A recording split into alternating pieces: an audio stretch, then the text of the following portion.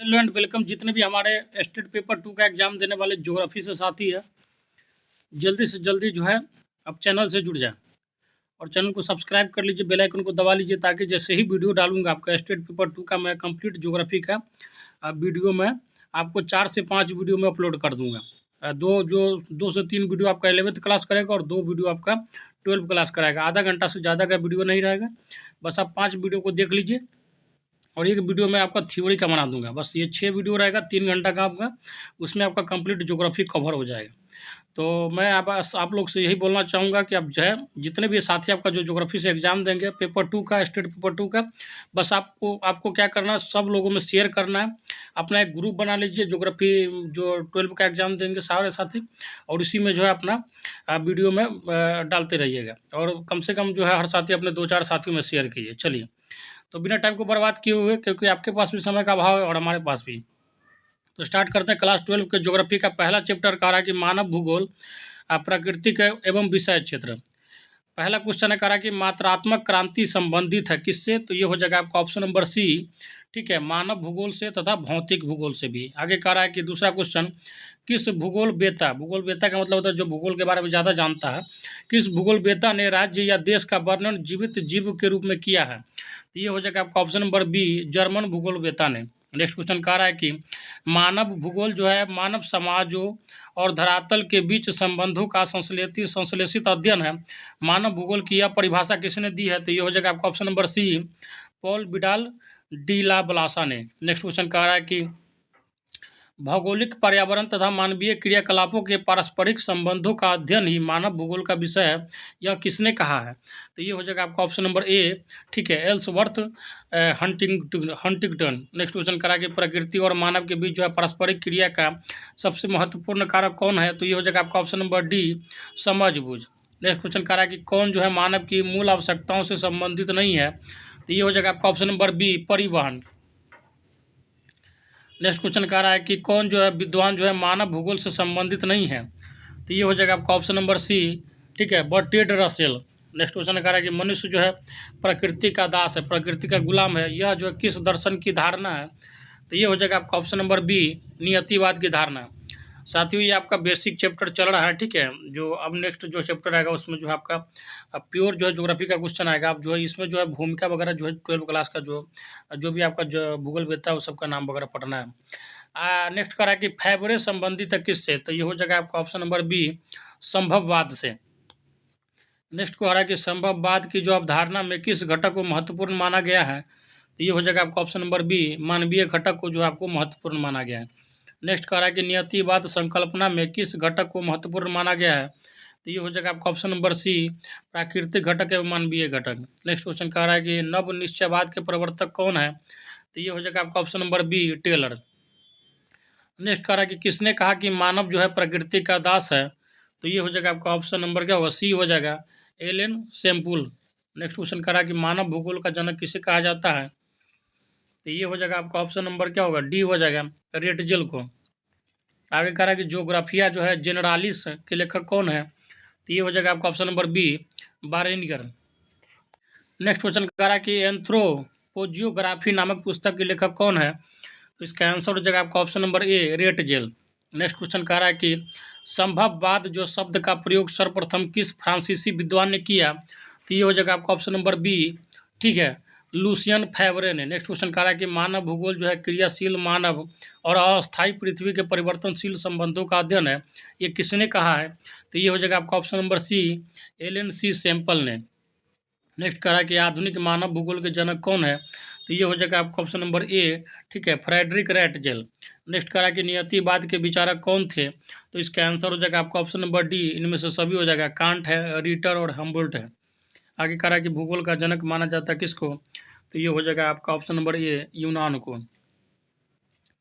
Next कह रहा है कि रुको और जाओ निश्चयवाद की कल्पना किसने दी, तो ये हो जाएगा आपका ऑप्शन नंबर डी, टेलर ने। नेक्स्ट क्वेश्चन कह रहा है कि 1990 का दशक भूगोल के किस उपनाम के लिए जाना जाता है, तो ये हो जाएगा आपका ऑप्शन नंबर बी, आधुनिकता के लिए। नेक्स्ट जो टॉपिक है आपका क्लास 12 के ज्योग्राफी का, विश्व जनसंख्या, ठीक है, वर्ल्ड पॉपुलेशन में उसका क्या है, डिस्ट्रीब्यूशन, डेंसिटी एंड ग्रोथ, वितरण, घनत्व और वृद्धि। पहला क्वेश्चन जो है आपका कह रहा है कि विश्व में जनसंख्या की दृष्टि से भारत का कौन सा स्थान है। तो देखिए 2011 के हिसाब से देखिएगा तो चाइना, हालांकि जो नेक्स्ट जब भी जनगणना आएगा तो उसमें भारत जो है 1 नंबर पर पहुंच जाएगा, लेकिन अभी फ़िलहाल जो है उसके हिसाब से जो है अब जो है जो कि हालांकि करंट डाटा के हिसाब से 1 नंबर पर चला गया है, तो पहला ही ध्यान रखिएगा, ठीक है। आगे कह रहा है कि विश्व में जनसंख्या का कितना प्रतिशत जो है भाग एशिया में निवास करती है। विश्व की जनसंख्या की लगभग 60% आबादी जो है केवल भारत में रहती है। भाई 2 ही देश मिला लीजिए ना, ये भारत और चाइना मिला लीजिए, देख लीजिए 2.5 करोड़ आबादी हो जाता है आपका, 2.5 करोड़ से ज़्यादा हो जाता है। पाकिस्तान बांग्लादेश मिला दीजिए तो 3 करोड़ पहुँच जाएगा आपका, ठीक है। तो 7 करोड़ पूरे क्या कहते हैं पूरे विश्व का आबादी है, 3 करोड़ तो ये मोटा मोटी 4 कंट्री रख लिया, जबकि 50 कंट्री के करीब एशिया में देश है। तो इसी से अनुमान लगा सकते हैं कि 60% आबादी क्या है पूरे विश्व का केवल भारत में है। आगे कह रहा है कि किस शताब्दी के प्रारंभ में विश्व की जनसंख्या जो है 600 करोड़ से अधिक दर्ज की गई। तो ये हो जाएगा आपका ऑप्शन नंबर सी, 21वीं शताब्दी। 21वीं शताब्दी का मतलब होता है जैसे ही 2000 से 2000 मतलब के बाद जो से लेकर 2099 तक 21वीं शताब्दी चलेगा। आगे कह रहा है कि एशिया में बहुत अधिक स्थानों पर कम लोग और कम स्थानों पर बहुत अधिक लोग रहते हैं, यह किसने कहा है। तो ये हो जाएगा आपका ऑप्शन नंबर सी हो जाएगा, जॉर्ज बी क्रेसी ने। नेक्स्ट कह रहा है कि मोटे तौर पर विश्व की जनसंख्या का 90% जो है कितने प्रतिशत स्थलभाग में निवास करता है। तो ये हो जाएगा आपका ऑप्शन नंबर बी, 10%। नेक्स्ट कह रहा है कि निम्नांकित में से किस देश की जनसंख्या बढ़ने के बदले घटती जा रही है। तो ये हो जाएगा आपका option number D, Denmark. Next question कह रहा है कि किसके अनुसार जो है आबादी बहुत अधिक हो जाने पर अकाल, महामारी या परस्पर लड़कर बहुत से लोग स्वतः मर जाएंगे। तो ये हो जाएगा आपका ऑप्शन नंबर ए, मालथस। वैसे भी देखिए रहे हैं अब क्राइम रेट कितना ज़्यादा बढ़ गया है, ठीक है। बहुत ज़्यादा महामारी वगैरह भी, कोरोना अभी हाल ही फिलहाल में आया था, उसके बाद अकाल वगैरह तो नॉर्मल बात हो गया है, कोई भी अनाज सही से समय पर अब हो नहीं पा रहा है। नेक्स्ट करा कि माल्थस ने अपने सिद्धांत में किस वर्ष कहा था कि लोगों की संख्या जो है खाद्य आपूर्ति की अपेक्षा अधिक तेजी से बढ़ेगी। तो ये हो जाएगा आपका ऑप्शन नंबर जो है डी हो जाना चाहिए, इनमें से कोई नहीं। नेक्स्ट करा कि भरमौर जो जनजातीय क्षेत्र संबंधित है किससे। तो ये हो जाएगा आपका ऑप्शन नंबर ए, गद्दी से। नेक्स्ट कह रहा है कि मसाई जनजाति संबंधित है। तो ये हो जाएगा आपका ऑप्शन नंबर डी, ठीक है। इनमें से कोई नहीं होगा। मसाई जो है आपका अफ्रीका में होता है, ठीक है, ध्यान रखिएगा। आपका कालाहाड़ी जो है, ठीक है, कालाहाड़ी मरुस्थल भी आपका जो है जनजाति, उसके बाद और भी निग्रो वगैरह भी जो है आपका अफ्रीका में पाया जाता है। आगे कह रहा है कि ये बहुत पूछा जाता है, कुलगाड़ी जो किस देश में अवस्थित है। तो ये हो जाएगा आपका ऑप्शन नंबर सी, ऑस्ट्रेलिया में। बहुत इंपॉर्टेंट है, ध्यान रखिएगा इसको। आगे कहा है कि निम्न में से कौन सा एक जो है विरल जनसंख्या वाला क्षेत्र। विरल का मतलब होता है जहाँ पे बहुत ज़्यादा एरिया हो लेकिन आदमी बहुत कम रहता है, उसको विरल बोलते हैं। तो ये हो जाएगा आपका ऑप्शन नंबर ए, ध्रुवीय प्रदेश, जहाँ पे केवल बर्फ ही बर्फ रहता है ना, तो वहाँ पे जो है जनसंख्या क्या है, विरल है। आगे कह रहा है कि 21वीं शताब्दी के प्रारंभ में विश्व की जनसंख्या दर्ज की गई। तो ये हो जाएगा आपका ऑप्शन नंबर सी, 600 करोड़। आगे कह रहा है कि किस वर्ष जो है विश्व की मानव संख्या जो है 6 अरब हुई। तो ये हो जाएगा आपका ऑप्शन नंबर डी, 1999 ईस्वी में। हालांकि अभी 7 अरब भी पार कर चुका है। आगे कह रहा है कि किस द्वीप में जो है सर्वाधिक जनसंख्या घनत्व पाया जाता है। तो ये हो जाएगा आपका ऑप्शन नंबर ए, जावा द्वीप में। नेक्स्ट क्वेश्चन कह रहा है कि निम्नलिखित में से किस देश का जो है लिंग अनुपात विश्व में सर्वाधिक है। तो ये हो जाएगा आपका ऑप्शन नंबर डी, लेटविया का। लिंग अनुपात का मतलब होता है हर 1000 पे लड़कियों का संख्या जो कितना है। आगे कह रहा है कि जनानकीकी संक्रमण सिद्धांत किसने दिया। तो ये हो जाएगा आपका ऑप्शन नंबर सी, नोएस्टिन ने। नेक्स्ट क्वेश्चन कह रहा है कि निम्न में से कौन जो है सघन जनसंख्या वाला क्षेत्र। सघन का मतलब होता है जहाँ पे एरिया कम रहता है और आदमी बहुत ज़्यादा रहता है। तो ये हो जाएगा आपका ऑप्शन नंबर डी, दक्षिण पूर्वी एशिया का क्षेत्र। आगे कह रहा है कि सबसे अधिक जनसंख्या वाला महाद्वीप कौन सा है। जनसंख्या का बात हो रहा है तो ये हो जाएगा आपका अपना अपना जो है एशिया, ठीक है। एशिया में भी भारत चाइना जो है अलग ही लेवल पे है। नेक्स्ट क्वेश्चन कह रहा है कि विश्व के किस महाद्वीप में 90% से अधिक आबादी जो है नगरीय है। तो ये हो जाएगा आपका ऑप्शन नंबर ए, उत्तरी अमेरिका में जो है 90% आबादी जो है नगर में रहती है, ठीक है। हालांकि इसलिए बहुत ज़्यादा विकसित भी है ये लोग। नेक्स्ट कह रहा है कि भारत में 1 हेक्टेयर कृषि भूमि पर कितने व्यक्ति आश्रित है। तो ये हो जाएगा आपका ऑप्शन नंबर ए, 5 व्यक्ति। आगे कह रहा है कि भारत की वार्षिक जो है जनसंख्या वृद्धि दर कितनी है। तो ये हो जाएगा आपका option number B, 1.7। Next question कह रहा है कि जर्मनी की वार्षिक जनसंख्या वृद्धि दर कितनी है? तो ये हो जाएगा आपका ऑप्शन नंबर सी -0.01। देखिए मैं को आपको मोटा मोटी आइडिया देता हूँ। आप यूरोपियन कंट्री का देखिएगा, मोटा मोटी गूगल में सर्च मारिएगा तो आपको देखने को मिलेगा बहुत ऐसा कंट्री जो है ना 20 लाख, 30 लाख, 25 लाख, 40 लाख ऐसा आबादी है। और जो बड़ा बड़ा कंट्री जो बहुत वर्चस्व में रहा, जर्मनी हुआ, इटली हुआ, फ्रांस हुआ, ब्रिटेन हुआ, इस सब का आबादी देखिएगा तो 6 करोड़ 5 करोड़ से ज़्यादा नहीं है। और फुल्ली 100% एजुकेशन, फुल्ली 100% एजुकेशन के साथ साथ टेक्निकल एजुकेशन भी टॉप क्वालिटी का है। इसीलिए वहाँ जो देखिएगा आप जितना भी फेसबुक, व्हाट्सअप, जितना भी बड़ा जो आपका ये चल रहा है, जो भी इंस्टाग्राम से लेके सब कुछ, सब यूरोपियन है, अमेरिकन जो मिल के ही सब पे रिसर्च किया, क्योंकि वो लोग का पढ़ाई ही उस लेवल का है, टेक्निकल पढ़ाई, टेक्निकल स्किल का पढ़ाई होता है। एक बार मान के चलिए फेसबुक बना दिया मार्क जुकरबर्ग, बैठे हुआ है अमेरिका में और करोड़ों रुपया छाप रहा है, हर दिन का उसका करोड़ों का टर्नओवर है, समझ जाइए। और बाकी जो है कंपनी में और सारे एम्प्लॉय वगैरह काम करते रहते हैं, अपना पैसा बैठे बैठे, तो उन लोग का जो है माइंड वाला पढ़ाई है, ठीक है ना। यहाँ जो है थोड़ा पढ़ाई है हम लोग का इधर, तो थोड़ा आर्थिक हिसाब से दूसरे टाइप का जो है, यहाँ पे भी पढ़ाई में बहुत ज़्यादा तरक्की करने का जरूरत है। नेक्स्ट क्वेश्चन कह रहा है कि विश्व में जो है सर्वाधिक जनसंख्या कहाँ पे केंद्रित है?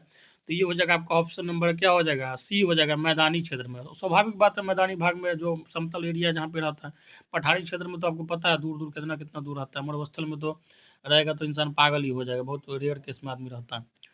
कह रहा है कि दक्षिण पूर्वी एशिया में जनसंख्या कहाँ पे केंद्रित है? तो ये हो जाएगा आपका ऑप्शन नंबर डी, नदी घाटी के ऊंचे भाग में। नेक्स्ट कह रहा है कि विश्व में सबसे अधिक जनसंख्या वाला देश कौन सा है? तो ये आपका जो है भारत होगा, ठीक है। न्यू अपडेट डाटा के हिसाब से भारत याद रखिएगा, हालांकि इससे पहले चाइना था, लेकिन अब जो है भारत जो है उससे आगे निकल चुका है। हम लोग कुछ किसी एक चीज़ में टॉप पे आ गए हैं, जो कि गर्व की बात है। चलिए नेक्स्ट टॉपिक जो है आपका जो है स्टार्ट करने जा रहा हूँ। 12वीं क्लास के ज्योग्राफी का तीसरा टॉपिक है जनसंख्या जो है संगठन। पहला क्वेश्चन है कह रहा कि विश्व में उच्चतम लिंग अनुपात किस देश में दर्ज किया गया जहां प्रति 100 स्त्रियों पर 85 पुरुष है? बताइए, कितना बढ़िया बात है। तो ये हो जाएगा आपका ऑप्शन नंबर सी, लाटविया। वैसे भी आप रसिया वसिया में जाइएगा तो वहाँ पे जो है लिंगानुपात बहुत शानदार है, ठीक है, मतलब लड़का से ज़्यादा लड़कियों का अनुपात है वहाँ पे। आगे कह रहा है कि अब विश्व में निम्नतम लिंग अनुपात किस देश में दर्ज किया गया जहाँ प्रति 100 स्त्रियों पर 311 पुरुष हैं? तो ये हो जाएगा आपका ऑप्शन नंबर बी, संयुक्त अरब अमीरात, ठीक है, यही यूएई। बहुत विकराल स्थिति है। आगे करा कि संयुक्त अरब अमीरात में पुरुषों की अपेक्षा महिलाओं की संख्या कम होने के लिए कौन सा कारक उत्तरदायी है? तो ये हो जाएगा आपका ऑप्शन नंबर ए, रोजगार की खोज में पुरुषों का जो है अप्रवासन। आगे कह रहा है कि निम्नांकित में से किस आयु वर्ग को उत्पादक वर्ग कहा जाता है? तो ये हो जाएगा आपका ऑप्शन नंबर सी, ठीक है, 15 से लेकर 59 वर्ष में जो है आदमी जैसे इस उम्र में आता है तो क्या मान ली मैन्युफैक्चरिंग जो है आपका जो भी यही एज माना गया है, ठीक है। 60 के बाद तो वैसे भी रिटायरमेंट का एज हो जाता है, और 15-16 के बाद इंसान यंग हो जाता है तो काम करने लगता है, तो उत्पादक वर्ग के श्रेणी में इसी को रखा गया। आगे कह रहा है कि किस क्षेत्र में जो है ग्रामीण जनसंख्या का प्रतिशत सबसे कम है? तो ये हो जाएगा आपका ऑप्शन नंबर ए हो जाएगा, उत्तरी अमेरिका में, नॉर्थ अमेरिका। आगे कह रहा है कि निम्नलिखित में से कौन जो है जनसंख्या संगठन का अंग नहीं है? तो ये हो जाएगा आपका ऑप्शन नंबर सी, जनसंख्या का घनत्व। नेक्स्ट क्वेश्चन करा कि निम्नलिखित में कौन जो है सांस्कृतिक नगर है? तो ये हो जाएगा आपका ऑप्शन नंबर सी, मक्का। मक्का मदीना आपको पता ही होगा, मुस्लिमों के लिए बहुत ही पवित्र तीर्थ स्थल है, बहुत ही अच्छा है, मान मतलब धारणा के हिसाब से। चलिए, जैसे हम लोग का हरिद्वार हो जाता है, वाराणसी हो जाता है, ठीक है, ये सब जगह जो है पवित्र है, हिंदुओं का धार्मिक स्थल है, उसी तरह से है मुसलमान लोगों का मक्का मदीना।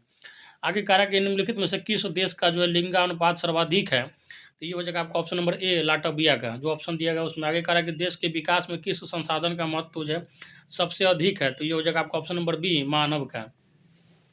आगे कह रहा है कि आयु जो है लिंग पिरामिड का संबंध है, तो ये हो जाएगा आपका ऑप्शन नंबर बी से, पुरुष एवं महिला जनसंख्या से। नेक्स्ट क्वेश्चन कह रहा है कि मिलियन सिटी की जनसंख्या होती है, तो ये हो जाएगा आपका ऑप्शन नंबर सी, 10 लाख से अधिक। 1 मिलियन मतलब 10 लाख होता है।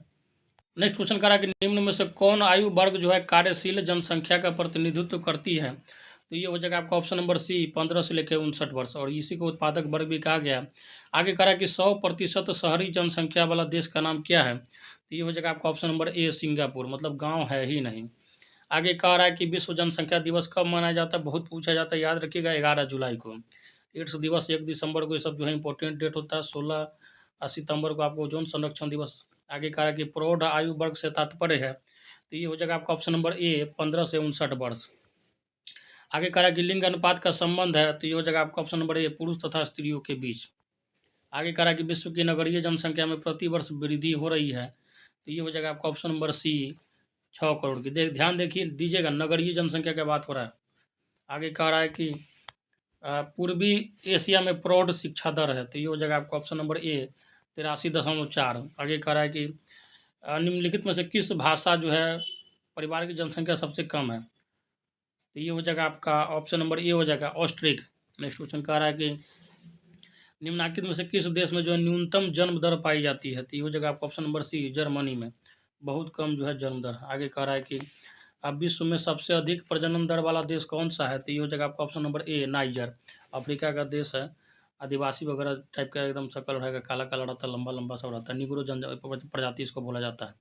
आगे कह रहा है कि विश्व में सबसे अधिक नगरीकृत देश कौन है, जो ऑप्शन दिया गया उसके हिसाब से ग्रेट ब्रिटेन हो जाएगा। नेक्स्ट जो है आपका चैप्टर है मानव विकास, क्या ह्यूमन डेवलपमेंट। तो इसका पहला क्वेश्चन है, कह रहा है कि निम्नलिखित में से कौन जो है मानव विकास का आधार स्तंभ नहीं है, तो ये हो जाएगा आपका ऑप्शन नंबर डी जनसंख्या। आगे कह रहा है कि 2005 की रिपोर्ट के अनुसार विश्व में कितने देशों में मानव विकास का स्तर जो है ऊंचा है, तो ये हो जाएगा आपका option number C 57। Next question कह रहा है कि निम्नलिखित में किस देश में मानव विकास का स्तर जो है ऊंचा नहीं है, तो ये हो जाएगा आपका option number B Djibouti. Next question कह रहा है कि मानव विकास सूचकांक का निर्धारण जो है किन अंकों के बीच में होता है, तो ये हो जाएगा आपका ऑप्शन नंबर ए हो जाएगा 0 से लेकर 1 के बीच। ठीक है, ह्यूमन डेवलपमेंट इंडेक्स जो है हर साल निकाला जाता है कि किस देश का कैसा है, जो है आपका सूची तैयार किया जाता है। ये जो है किसी भी देश का जो है क्या है, मतलब वहाँ के इंसान का क्या किस तरीके से रहने सहने का स्टाइल है, एजुकेशन क्या है, पर कैपिटा इनकम क्या है, सब बताता है। आगे कह रहा है कि कौन सा देश जो है सर्वोच्च मानव विकास सूचकांक वाला देश है, मतलब सबसे ज़्यादा ह्यूमन डेवलपमेंट इंडेक्स किसका है बढ़िया, तो ये हो जाएगा आपका ऑप्शन नंबर बी नॉर्वे का, बहुत शानदार देश है। नेक्स्ट क्वेश्चन कह रहा है कि मानव विकास के निम्न स्तरों वाला देशों की संख्या कितनी है, तो ये हो जाएगा आपका ऑप्शन नंबर सी 38। आगे कह रहा है कि निम्नांकित देशों में से किसमें जो है प्रसन्नता को प्रगति का माप माना गया, मतलब खुशी कितना ज़्यादा है उसको जो प्रगति, जितना ज़्यादा जो खुशी है उतना ज़्यादा अमीर उसको माना गया है, तो ये हो जाएगा आपका ऑप्शन नंबर ए भूटान में। हालांकि हमारे यहाँ खुशी ज़्यादा रहिएगा, आपको पैसा नहीं रहेगा तो आपको पागल घोषित कर देगा। चलिए आगे कह रहा है कि निम्नलिखित में से कौन सा जो है विकास का सर्वोत्तम जो है वर्णन करता है, तो ये हो जाएगा आपका ऑप्शन नंबर बी गुण में धनात्मक परिवर्तन। नेक्स्ट क्वेश्चन कह रहा है कि किस वर्ष से यूएनडीपी, ठीक है, इसको बोला जाता है यूनाइटेड नेशन डेवलपमेंट प्रोग्राम, मानव विकास सूचकांक प्रकाशित कर रहा है, तो यूएनडीपी जो है आपका ह्यूमन डेवलपमेंट इंडेक्स जो है हर साल रिलीज करती है, तो कब से रिलीज कर रही है, तो ये हो जाएगा आपका ऑप्शन नंबर सी 1990 से। यूएनडीपी जो है आपका एक संस्था है पूरे विश्व लेवल पर, वो जो है हर देश का जो है सूची जो है ह्यूमन डेवलपमेंट इंडेक्स निकालती है। कुछ कुछ जो है मापन उसका विधि है कि इतना इतना चीज़ क्राइटेरिया पे आपको निकालती है, उसमें नॉर्वे जो टॉप पे आपको पता ही है।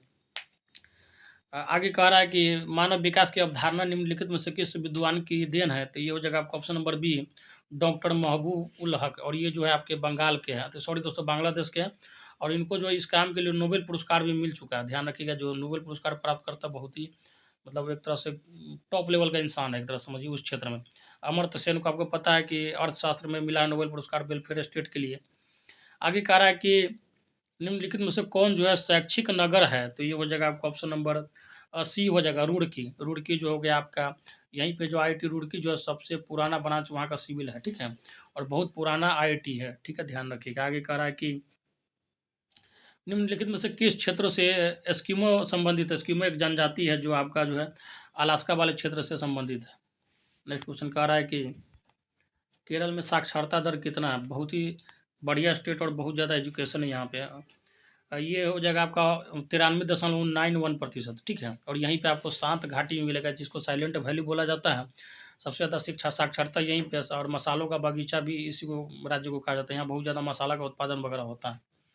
आगे कह रहा है कि भारत में निम्नलिखित प्रवास धाराओं में प्रमुख है, तो ये हो जाएगा आपका ऑप्शन नंबर बी ग्रामीण से नगरीय। नेक्स्ट क्वेश्चन कह रहा है कि 2001 में स्त्री साक्षरता दर कितनी थी, तो ये हो जाएगा आपका ऑप्शन नंबर ए हो जाएगा 54.16%। नेक्स्ट क्वेश्चन कह रहा है कि निम्नलिखित में से कौन सा देश जो उच्च मानव विकास वाला नहीं है, तो ये हो जाएगा आपका ऑप्शन नंबर डी मिस्र। यह ध्यान रखिएगा, यहीं से नील नदी निकलती है, जो विश्व की सबसे लंबी नदी है, और मिस्र की राजधानी काहिरा है। गीजा का पिरामिड यहीं पे। आगे कह रहा है कि केरल का मानव सूचकांक कितना है, तो ये हो जाएगा आपका ऑप्शन नंबर सी 0.638। और ये पता आपको कितना से 0 से 1 के बीच में मानव विकास सूचकांक निकलता है। आगे कह रहा है कि 1999 से 2000 में कितने लोग जो है गरीबी रेखा से नीचे थे, मतलब बीपीएल में थे, बिलो पॉवर्टी लाइन उसको बोला जाता है। ये पीएल का मतलब होता है एबव पॉवर्टी लाइन, मतलब अमीर लोग आ जाते हैं उसमें, और बीपीएल मतलब गरीब लोग उसमें आते हैं। तो ये हो जाएगा आपका ऑप्शन नंबर ए 26%। आगे कह रहा है कि डॉक्टर महबूब उल हक मूल निवासी थे, कहाँ के बताइए। डॉक्टर महबूब उल हक जो थे कहाँ के मूल निवासी थे, तो ये हो जाएगा आपका ऑप्शन नंबर बी पाकिस्तान के। हालांकि ये जो बट के आपका जो है बांग्लादेश में चला गया है। सॉरी दोस्तों, इसको कंफर्म कर लीजिएगा। डॉक्टर महबूब उल हक जो थे आपके पाकिस्तान के थे, ठीक है, कंफर्म याद रख लीजिएगा।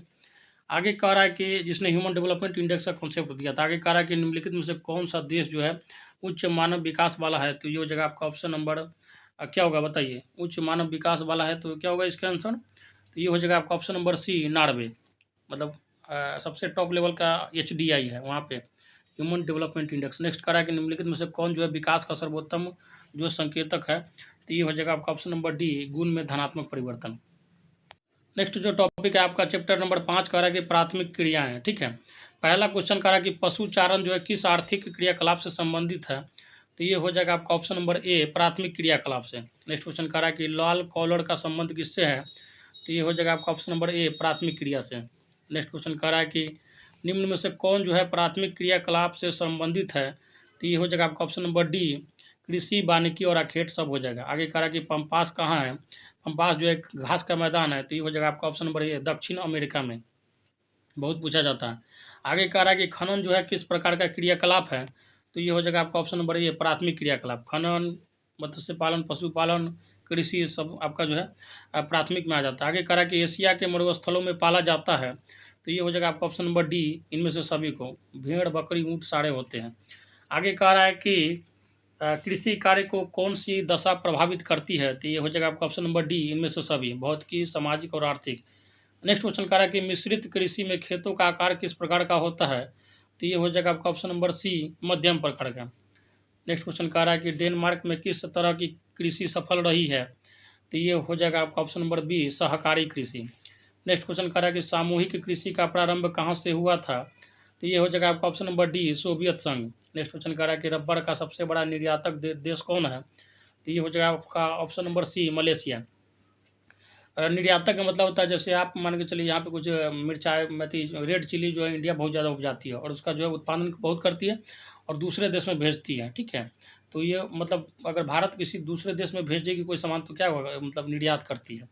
आगे कह रहा है कि निम्नांकित कोयला क्षेत्रों में जो है कौन जर्मनी में है, तो ये हो जाएगा आपका ऑप्शन नंबर बी रूर, बहुत पूछा जाता है। आगे कह रहा है कि निम्न में से कौन जो है एकल कृषि का उत्पाद है, तो ये हो जाएगा आपका ऑप्शन नंबर डी इनमें से सभी, केला, रबर और चाय। आगे कह रहा है कि हॉर्टिकल्चर किससे संबंधित है, और ये बायोलॉजी में बहुत ज़्यादा पूछा जाता है, ध्यान रखिएगा। ये हो जाएगा आपका फूल एवं सब्जी के बागवानी से। आगे कह रहा है कि फल एवं सब्जी के। नेक्स्ट कह रहा है कि निम्नलिखित में से कौन जो है रेशेदार फल है, तो आप सबको पता होना चाहिए जो है कपास जो होता है रेशेदार फल है, और ये जो आपका काली मिट्टी में उपजता है, काली मिट्टी का दूसरा नाम क्या होता है, तो रेगुड़ होता है, ये बहुत पूछा जाता है। आगे कह रहा है कि खरीफ फसल की कृषि ऋतु क्या है, तो खरीफ फसल जो आपका गर्मी में उपजाया जाता है, तो ये हो जाएगा आपका ऑप्शन नंबर डी जून से लेकर सितंबर के बीच में। आगे कह रहा है कि ब्राज़ील के कॉफ़ी बागान को क्या कहा जाता है, और ये बहुत पूछा जाता है, वेरी वेरी इंपॉर्टेंट है, बहुत एग्जाम में छप चुका है, इसको बोला जाता है फेजेंटा।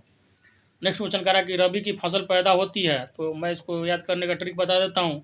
ROM याद रखिएगा, R for rabi, O for October, M for March. Rabi जो है अक्टूबर में रोपा जाता है और मार्च में काटा जाता है, तो अक्टूबर से मार्च के बीच में मोटा मोटी आपका ठंडी ऋतु रहता है, तो ये हो जाएगा आपका शीत ऋतु। नेक्स्ट कह रहा है कि चावल या धान की खेती जो संबंधित है, ये हो जाएगा आपका ऑप्शन नंबर डी से गहन निर्वहन कृषि से। आगे कह रहा है कि किम्बरले क्यों विख्यात है, बहुत पूछा जाता है, तो किम्बरले का जो खान है आपका जो हीरा के लिए विख्यात है, और ये जो है आपका अफ्रीका में पाया जाता है। आगे कह रहा है कि अंगूर की खेती कहलाती है, बायोलॉजिकल टर्म है, बहुत पूछा जाता है, अंगूर की खेती को आपको विटिकल्चर कहा जाता है, ठीक है। सेरीकल्चर हो गया आपका जो है रेशम उत्पादन से, और पीसी कल्चर हो गया मछली के उत्पादन से। नेक्स्ट कह रहा है कि लॉरेन सार जो है क्षेत्र प्रसिद्ध है किसके लिए, तो ये हो जाएगा आपका ऑप्शन नंबर ए लौह एस्क के लिए। नेक्स्ट क्वेश्चन कह रहा है कि मंचूरिया तथा कोरिया में स्थानांतरित कृषि की प्रथा को डैश कहते हैं, तो ये हो जाएगा आपका ऑप्शन नंबर बी मिल्पा कहते हैं।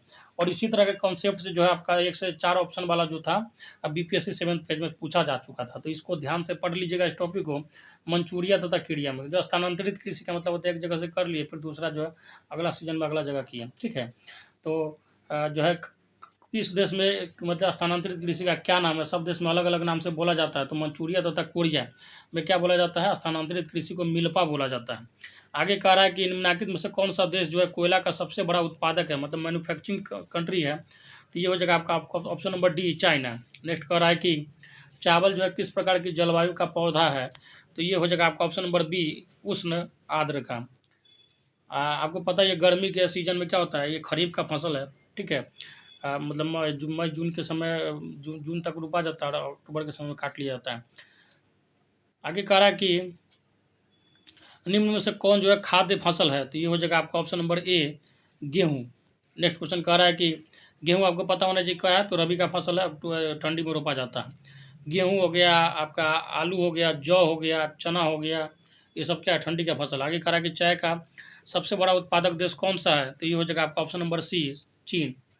भारत भी अच्छा खासा उत्पादन करता है लेकिन पीता भी बहुत है दबा के यहाँ पे। आगे कह रहा है कि विश्व का सबसे अधिक कपास उत्पादक देश कौन सा है। तो ये हो जाएगा आपका ऑप्शन नंबर डी, संयुक्त राज्य अमेरिका। नेक्स्ट क्वेश्चन कह रहा है कि रबर जो है किस प्रकार की कृषि का उपज है। तो ये हो जाएगा आपका ऑप्शन नंबर ए, रोपण कृषि का।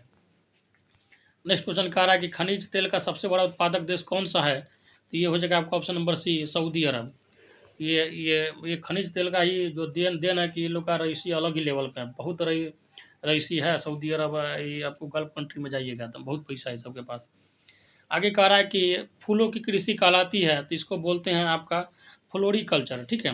बायोलॉजिकल टर्म में बहुत पूछा जाता है सब। हॉर्टिकल्चर बागवानी हो गया, फ्लोरिकल्चर आपका फूल से हो गया, सीरीकल्चर हो गया रेशम का, पीसीकल्चर हो गया मछली का, और विटीकल्चर हो गया अंगूर के खेती का। आगे नेक्स्ट कह रहा है कि क्वेश्चन निम्नलिखित में से कौन सी खाद्य फसल है। तो ये हो जाएगा आपका ऑप्शन नंबर सी, मक्का। आगे कह रहा है कि किरकुक जो विश्व में सर्वाधिक महत्वपूर्ण तेल क्षेत्र है कहाँ स्थित है, किरकुक। चिरकुट नहीं पढ़ लीजिएगा, किरकुक बोला जा रहा है। किरकुक जो है आपका जो है विश्व में सबसे अधिक महत्वपूर्ण तेल क्षेत्र है, कहाँ पे है। तो ये हो जाएगा आपका इराक में, ठीक है, जहाँ का सद्दाम हुसैन था तानाशाह। और इराक की राजधानी कहाँ है, तो आपको पता होना चाहिए बगदाद है। आगे कह रहा है कि रूर जो है कोयला क्षेत्र किस देश में स्थित है, बहुत पूछा जाता है। ये हो जाएगा आपका जर्मनी में, ठीक है। जर्मनी की राजधानी बर्लिन है और यहीं का जो तानाशाह था हिटलर, जो नाजीवाद का समर्थक था। आगे कह रहा है कि निम्नलिखित में से किसे जो है क्यूबा की रानी कहा जाता है। तो ये हो जाएगा आपका ऑप्शन नंबर सी, गन्ना को। क्यूबा को जो है चीनी का कटोरा भी कहा जाता है। आगे कह रहा है कि बागाती कृषि सर्वाधिक मात्रा में कहाँ विकसित है। तो ये हो जाएगा आपका ऑप्शन नंबर ए, दक्षिण पूर्व एशिया में। नेक्स्ट कह रहा है कि मैसाबी श्रेणी का संबंध किससे है। तो ये हो जाएगा आपका ऑप्शन नंबर ए, लौह से। नेक्स्ट क्वेश्चन कह रहा है कि गहन निर्वहन कृषि प्रचलित है। तो ये हो जाएगा आपका ऑप्शन नंबर बी, चाइना में। नेक्स्ट क्वेश्चन कह रहा है कि विश्व में तांबा का सबसे बड़ा उत्पादक देश कौन है। तो ये हो जाएगा आपका option number A, Chile. Chile की राजधानी सेंटियागो है। आगे कह रहा है कि सर्वोत्तम किस्म का कोयला कौन सा है, बहुत पूछा जाता है, बहुत इंपॉर्टेंट है, ध्यान रखिएगा। एंथ्रासाइट जो है सबसे टॉप क्वालिटी का कोयला है, ठीक है। इसको बात को एकदम दिमाग में बैठा लीजिए। लिग्नाइट जो है आपका इसका सबसे ज़्यादा उत्पादन तमिलनाडु में होता है, बहुत पूछा जाता है। आगे कह रहा है कि बॉक्साइट में कौन सी धातु प्राप्त होती है। तो बॉक्साइट जो है एल्युमिनियम का एक्स है, ठीक है। तो ये हो जाएगा आपका ऑप्शन नंबर बी। तो साथ ही ये था आपका ज्योग्राफी का पहला वीडियो है क्लास 12 का। बहुत जल्दी जो आपका दूसरा वीडियो आएगा उसमें मैं मोटा मोटी जो है आपका ज्योग्राफी कंप्लीट करवा दूंगा। नहीं तो 2 वीडियो लगेगा, उसमें आपका 12 का ज्योग्राफी कंप्लीट हो जाएगा। और बहुत जल्दी अपलोड कर दूंगा, 1 से 2 दिन में आपका 11 12 दोनों का ज्योग्राफी खत्म हो जाएगा। तो घबराने की बात नहीं है, बस आप लोग क्या कीजिए, शेयर करते रहिए। जितने भी साथी आपका ज्योग्राफी का वीडियो देंगे, आप पेपर देंगे स्टेट पेपर 2। ठीक है साथियों, तो चलिए लेते हैं विदा। जय हिंद, जय भारत।